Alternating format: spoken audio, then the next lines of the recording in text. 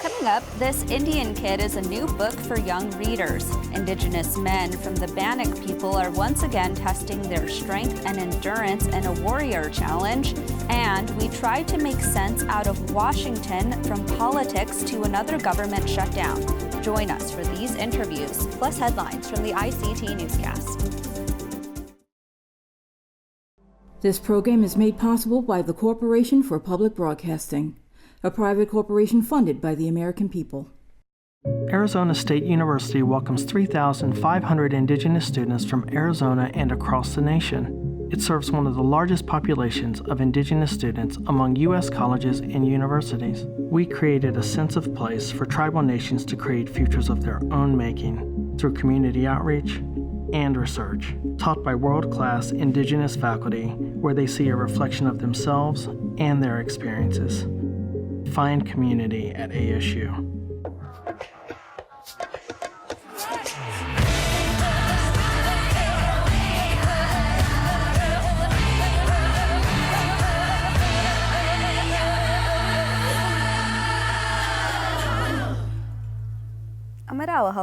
Thank you for joining us. We start today in Arizona, where organizers in Phoenix are hoping to make a small dent in a glaring statistic and before next year's presidential election. An estimated 1 in 4 Americans who are eligible are not registered to vote. That is data according to the last U.S. Census. It is a single coordinated day with events happening from coast to coast. To us, the act of voting is important, not who they vote for. So we don't really advocate for any individual running for office, but just we advocate for people being a part of the process. National Voter Registration Day was held Tuesday, including at Native Health in Phoenix, Arizona. Organizers here tell me they purchased 2 of these kiosks a few years ago. What makes them special is they allow people to register to vote electronically, but with added safety measures. This device never saves people's names, their addresses, or other sensitive information.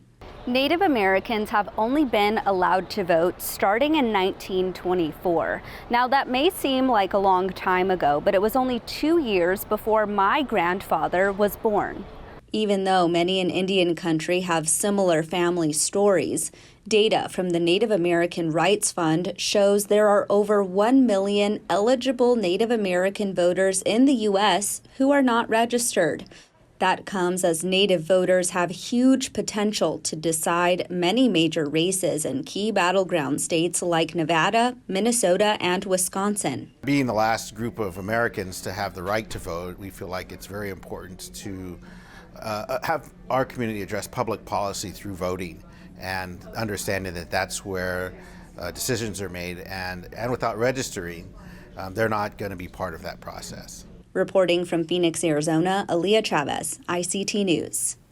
The holiday is endorsed by several groups, including the National Association of Secretaries of State and the National Association of Election Officials. We head to California now, where a bill banning the use of Native American remains for teaching has cleared the legislature and awaits the governor's signature. The measure last week passed unanimously and would bar California State University campuses from misusing Native remains and cultural artifacts. It would also require the CSU system to repatriate some 700,000 remains and sacred artifacts to appropriate tribes. The bill's sponsor, James Ramos, is the first and only Native American in the California legislature. He says the bill is important as the failure to repatriate adds to Native American trauma. It continues the not only historical trauma of our people, Californian people, Native American people in general, but it also continues to be contemporary trauma inflicted upon Native Americans, and especially here in the state of California, when we see institutions not complying with federal and state law of repatriating ancestors back to our people for proper reburial. California Governor Gavin Newsom is expected to sign the bill. In New York, thousands of Indigenous, environmental, youth, and frontline advocates marched to end fossil fuel extraction and use in the United States. On September 17th, over 75,000 people marched throughout the streets of Manhattan, demanding President Biden stop approvals of new fossil fuel projects and address environmental injustice. The demonstration kicked off the Climate Week as world leaders started to gather in New York for the United Nations General Assembly. According to the Indigenous Environmental Network, the march served as a national and international mobilization effort to urge the Biden administration to take action to phase out fossil fuel extraction on public and tribal lands. Many of them will talk about solutions, but they won't talk about the elephant in the room. And that elephant is fossil fuels that are heavily responsible for the climate crisis. Environmental activists calculate that the U.S. is responsible for nearly a third of the world's planned drilling for oil and gas through 2050. Staying in New York, an Indigenous art exhibition is emphasizing performance as a main component of expression. The Bard College's Hessel Museum of Art's latest exhibition is titled Indian Theater, Native Performance, Art, and Self-Determination since 1969. It is a first-of-its-kind, large-scale show that explores the legacy of contemporary Native art. Indigenous artists, above and below the medicine line, focused on the performance of their pieces. For example, a featured piece by Dene citizen Eric Paul Rage is a hanging installation of woven artwork. Rage sees his family and spirituality-inspired sculptures as both active and performative. In the show's name, there is even a comma separating performance and art.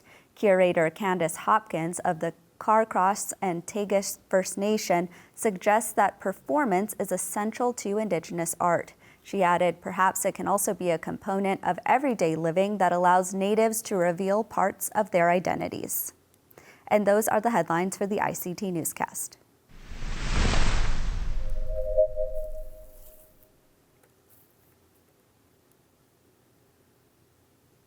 This Indian Kid, a Native American memoir, is out this week. Author Eddie Chukalate spoke with ICT's Shirley Snavy about growing up in Oklahoma and many other places. Take a look. The book is about your reminiscence from when you were a child. Tell us what started you thinking about this and why you wrote the book. Well, some previous adult level short stories that I've written, some dealt with things that happened when I was a kid, and I had like 15 or 20 pages of something I had begun that I didn't use, but I saved, and I sent it to my agent, and he really liked it. He goes, if you had do you have enough for a whole book of these growing up? I said, yeah, a lot of stuff I haven't been able to use yet. And he said, if I could, to just start on a memoir of when, I was growing up, and that's how this took off. The story is pretty fascinating, and it's not your typical growing up story because like a lot of Native families, you moved around a lot and had a lot of experiences. I particularly liked the part where you lived with your grandparents. Was that important to you? Oh, yeah. If I wasn't with my mom, I was with my grandparents growing up, either or, so she practically raised me, you could say.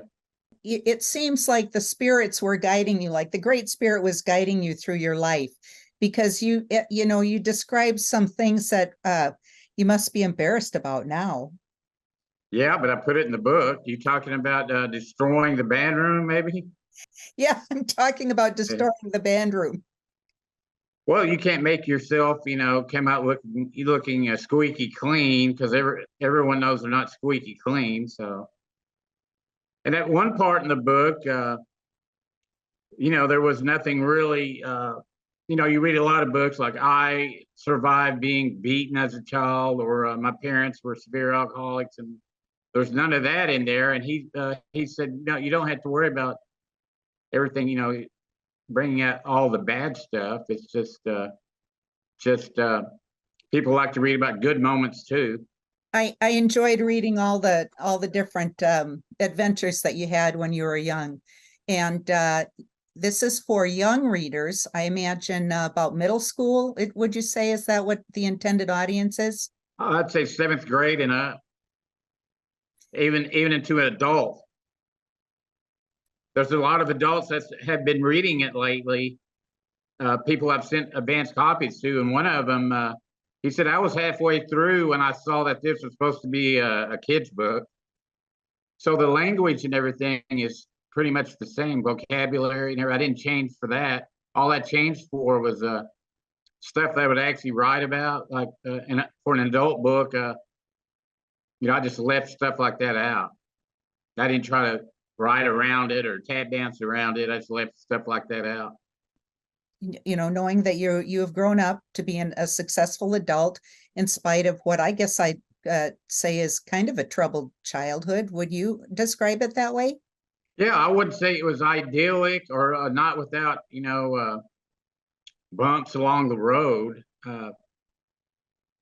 Some kids go to one elementary school for 4 years, then go to their junior high for 3 years or whatever, then their high school. They're in the same house, same neighborhood. Me, it's like 14, 15 different schools, 5 or 6, 7 different towns, sometimes 2 schools in one day. Why do you live in Minneapolis? I came here for a job at the Minneapolis Star Tribune newspaper 4 years ago. It'll be 4 years at end of next month. And I think that's the only time I was ever in one place for 4 years in my whole life. Because obviously going through school, I changed every year, so that's obviously out. Even when I was 1 or 2, we always moved around. In high school was only 3-year high school. I was at the same place. And then in college, I moved. So for 4 years is a record. You had some important people in your life that helped you out along the way, would you say? A major one was my high school baseball coach, who was also a journalism major and former sports writer. He had me take his journalism class, and that's how I first started writing on any sort of professional level.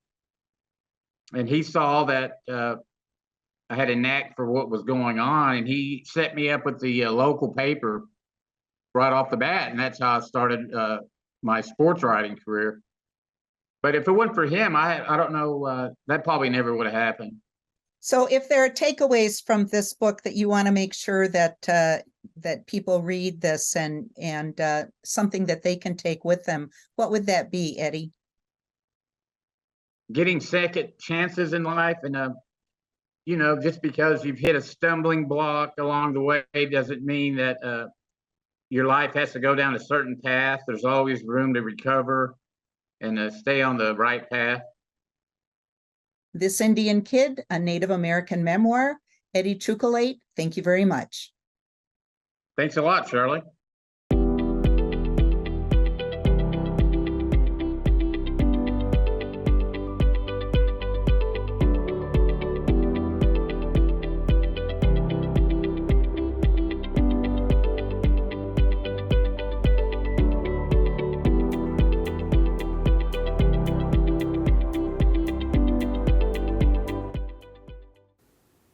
Traditionally, the Bannock people's warriors were known for their strength, resilience, and horsemanship. The annual Bannock Warrior Challenge in Fort Hall, Idaho is keeping those traditions alive. Rosalind Yazzie has the story. The Bannock Warrior Challenge in Fort Hall, Idaho is a test for the most physically fit Native men. The best of the best kayak, bike, ride bareback, and run an 11.3-mile course. One of the biggest highlights this year was a competition between 2 Shoshone-Bannock citizens. 2-time champion Jesse Tone and his older brother, Don Mark Skunkcap, took top honors. First-time entry Skunkcap, who is this year's winner, praised his brother and says the challenge is more than just a race. And it feels good to compete in stuff like this and be a better role model for the younger ones and my kids and represent my family better. So Tone, who wasn't able to prepare for the challenge, was injured as he jumped off his horse. But even that wouldn't stand in the way of pushing himself across the finish line.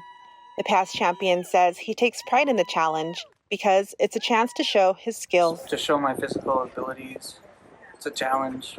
Bannock Warrior challenge. That's why I love it. Cleve Davis was another first-time challenger. He was greeted by his daughter as they finished the race together. For him, getting older means setting an example by striving to lead a healthy lifestyle.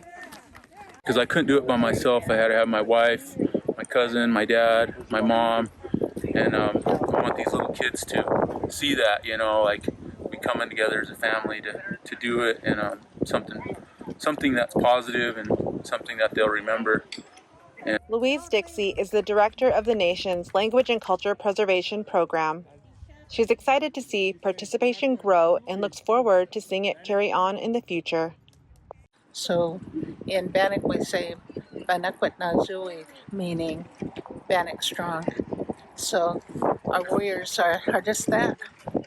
Not only did Skunk Cap take home the grand prize money, he and his team walked away with the Best Dressed title. In Fort Hall, Idaho, Rosalind Yazzie, ICT News.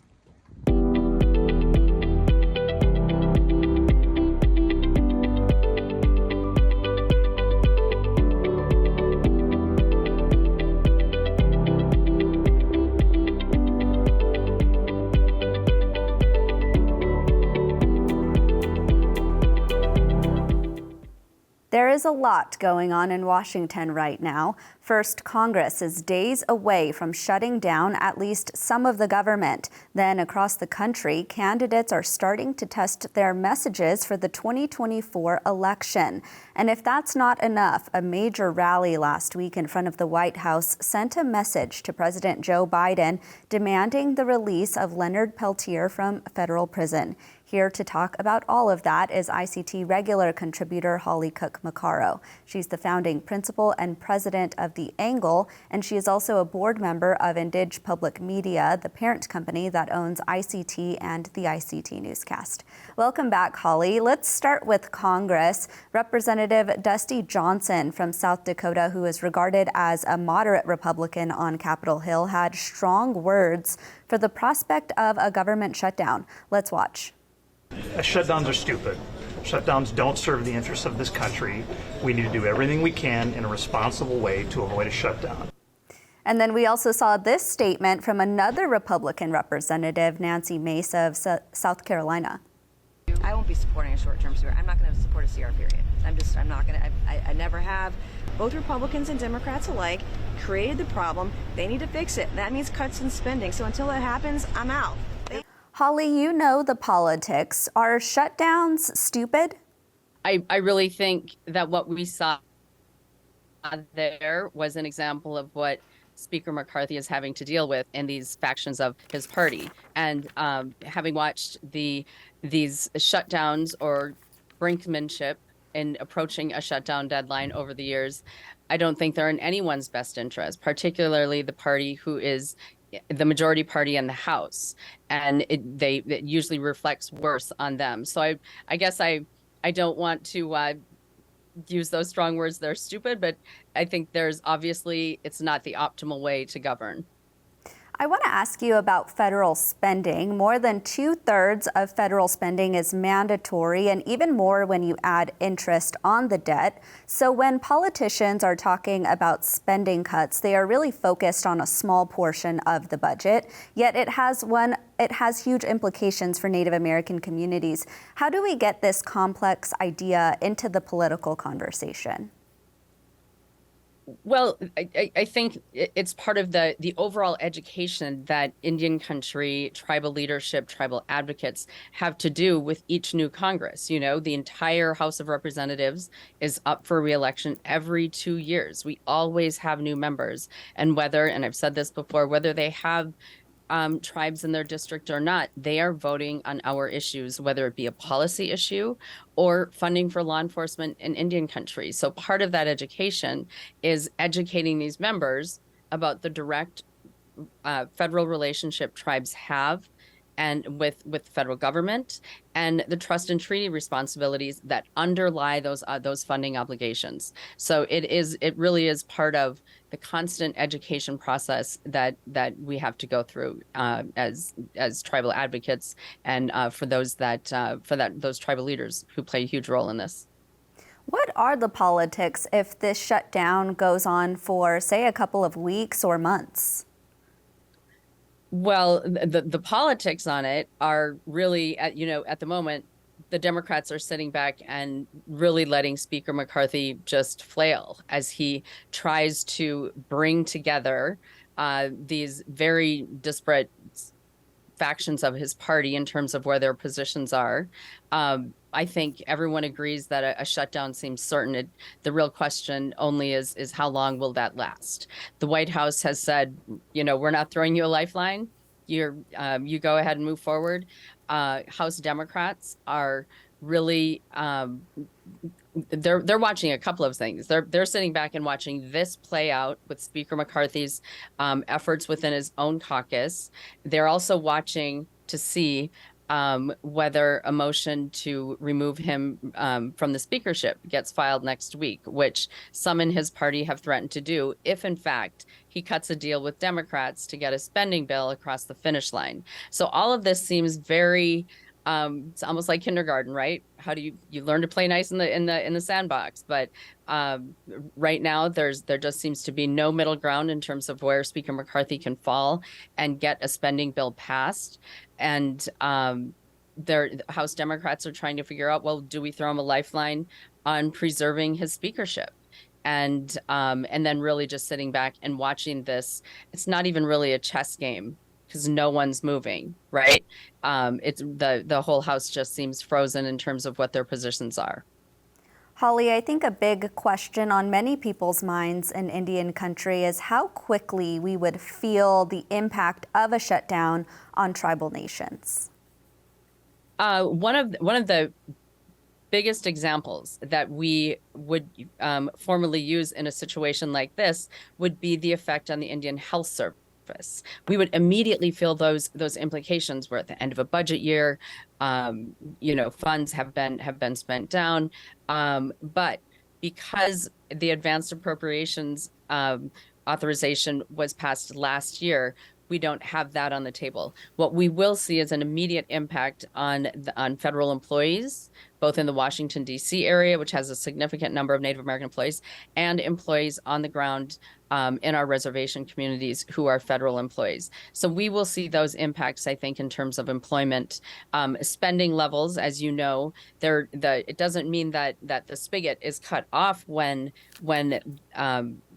the currently authorized spending bills expire. It just means that the funding continues at their current levels. So while we'll see impacts for any future planning that was done at the higher spending levels, for right now, I think we will see a lot of impacts, certainly on the number of employees.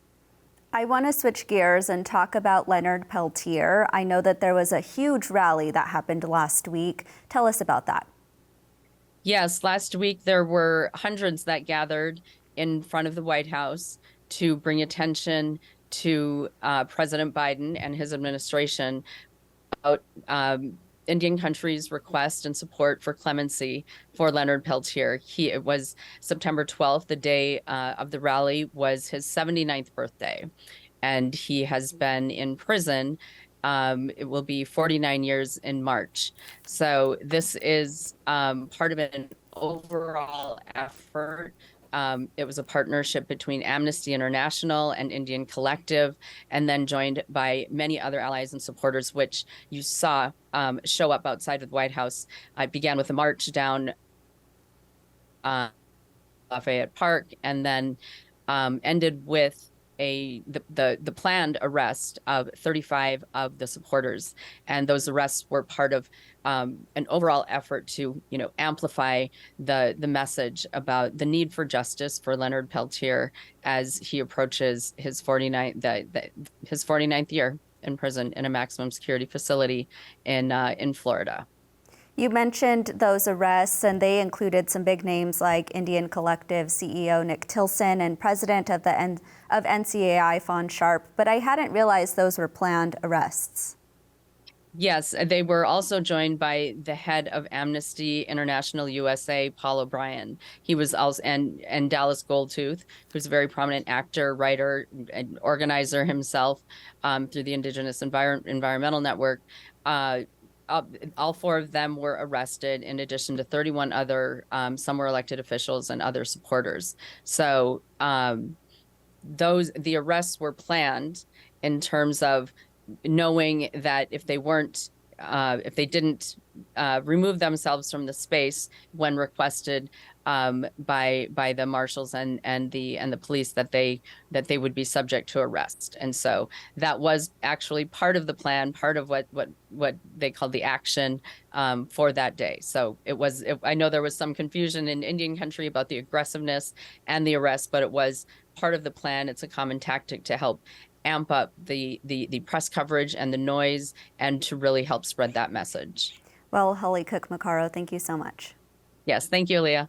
Be sure to join us on the next ICT Newscast. We will meet Nicole Horseherder. She is the winner of a $250,000 environmental award for her efforts to protect water on the Navajo Nation.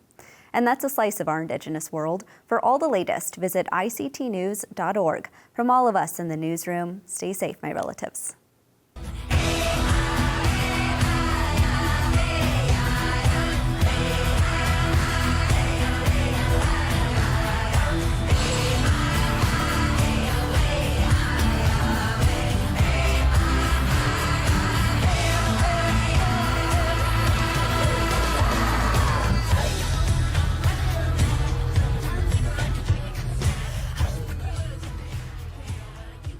This program is made possible by the Corporation for Public Broadcasting, a private corporation funded by the American people.